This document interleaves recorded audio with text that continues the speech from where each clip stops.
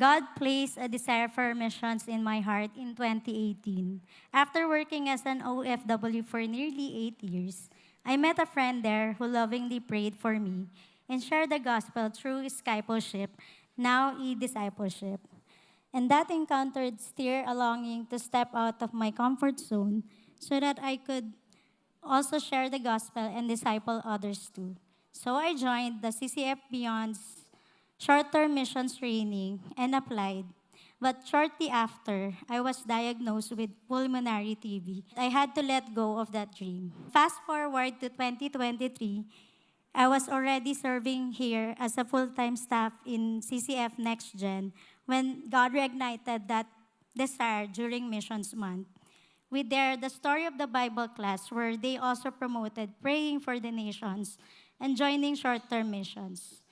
While I initially reasoned out to God that my work discipling around 350 kids ages 8 to 9 and leading volunteer teachers was already a mission field for me, I felt the Holy Spirit nudge me when our pastor asked who could join the STM with a kids program.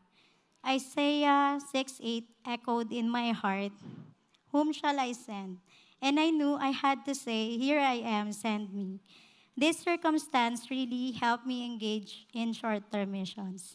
However, fundraising terrified me. I feared rejection. But God used the STM training to equip me. I prayed, prepared posters and presentations, and reached out to Skypoship, to WOW, to Next Gen, and family for support in prayers and in funds. And by God's grace, I reached my goal exactly on my birthday, February 12, 2024. And on my first mission trip, I struggled with physical exhaustion and even lost my voice, which discouraged me. As I prayed silently, God reminded me to rely on Him. And as an orphan, I was deeply touched by how He revealed Himself as a loving, caring, and faithful Father, our ultimate provider as we serve the youth in an orphanage.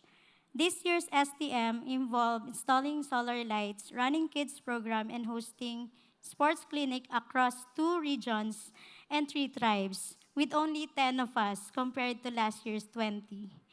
During team devotions on Gideon, I was reminded that it's not about numbers, but God's power. Despite the language barriers, we saw joy on the children's faces, held classes under the cashew trees, and shared Bible stories creatively and the gospel. And I even shared the gospel with a local woman at a coffee shop, something I never imagined doing.